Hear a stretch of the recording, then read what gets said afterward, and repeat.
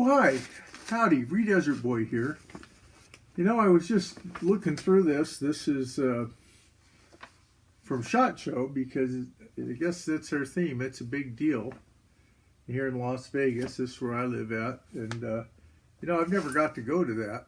But this year I got the opportunity. And it is a pretty impressive show in the sense that there's a lot of things to see there. There's no doubt about it. As you can see, there's tons of exhibitors, and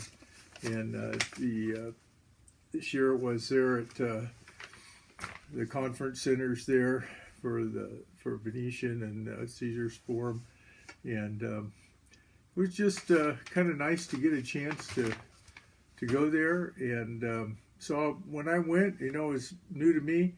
Fortunately, somebody was very kind to me and gave me an opportunity to go. And, you know, I do appreciate that.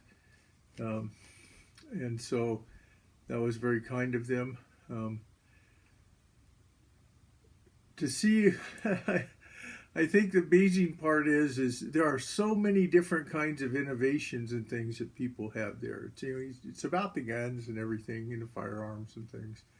But there's so many different variations of, you know, just designs for, you know, stocks, mountings, you know, optics, you know, you name it, you know. Some of the things that I did look at there, I went on day one and day two, and that's a lot of walking for me. I don't walk quite as well as I used to, but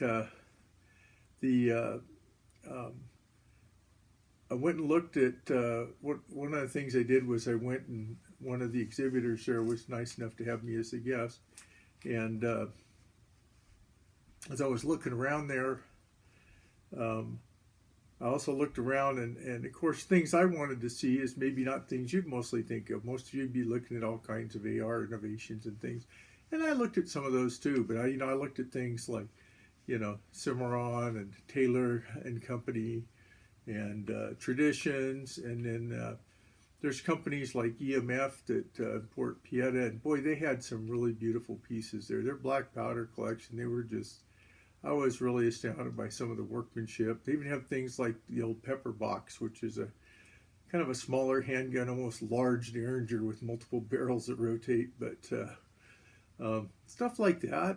I even saw, like, if I get it right, I think it's Ivor Johnson, which I thought was out of business for a long time ago, but they had pretty decent 1911s it looked like and felt like that were there in a reasonable price range. And I looked at that new, I think it's called the Smith & Wesson Competitor. It's kind of metal. I don't know if that would be for me, but it's an interesting gun, you know, the 2.0. Of course, I looked at revolvers there too. I went to the Ruger booth. One of the things I was particularly interested in, I was trying to see if there was certain guns they were going to bring back. There was one called the Carry Hawk, but sometimes I forget those are like Lipsies or some kind of exclusive with Ruger, so they only make a certain amount of them for a time. What I really wanted to look at was their lever actions, because when Remington was making the Marlin lever actions, they were some of the handles and things like that on them were were not machined. Of course, I get an interruption like that. Were not machined. You almost like had to file them down or smooth them down. I mean, they were sharp and things. One of the things I looked at on there looked like that, you know, Ruger's correcting that. The machining and everything is much better on the ones I saw. Now, how they shoot, who knows, you know, but I'm sure it's probably pretty good. I would think so. But so there was things like that I looked at. In particular, some of them I don't see all the time. Like I said, the EMF booth, and they had Piettas, which are harder to find around here, so you got to find somebody who can order those for you. I looked at Cimarron, of course, and some of their guns.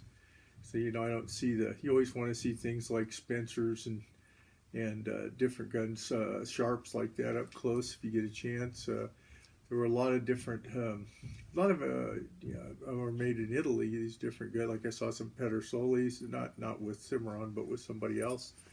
And then they got things like armored cars, you know, for sale, and they got a whole LEO part, which is just completely separate. So for me, I found it to be pretty enjoyable.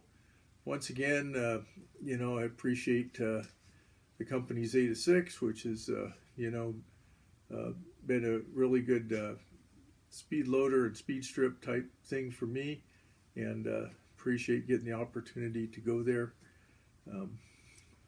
because they were generous in that.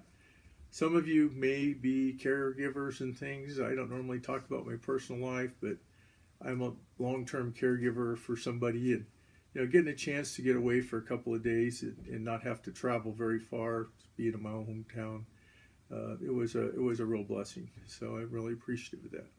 So, you know, if you get a chance, I guess, go to it. You know, I didn't get to any range days or any of that. Thought I saw a couple people that might be other YouTubers or Patreon folks or whatever, but I try not to bother other people if I see them. I figure they got their own life and their own schedule they're working off of. So anyway, be safe out there, whatever you're doing. And, you know, well, one other thing, I looked at Gearsons and a couple of those too that I wouldn't normally look at, but they were not bad. Anyway, be safe out there, whatever you're doing. And if you like this video, please like, comment, and subscribe. And I'm going to go back and look at my kind of review where I went here. Bye now.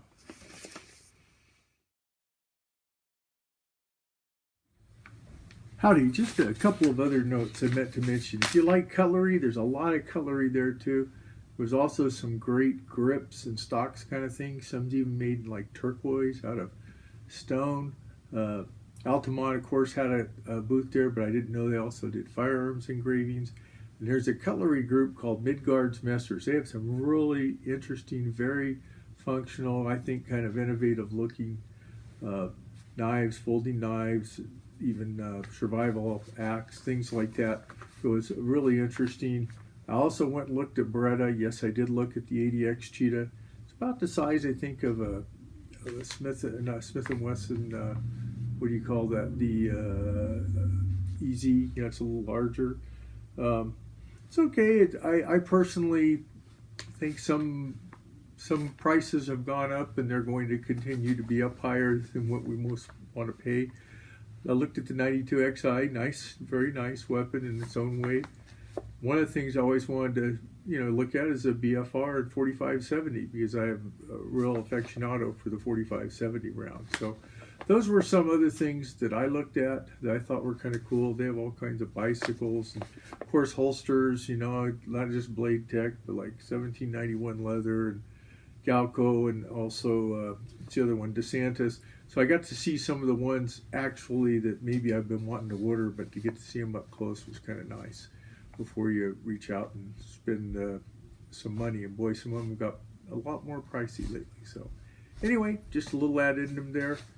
Like I always say, be safe out there, whatever you're doing. And if you like this video, please like, comment, and subscribe. Bye now.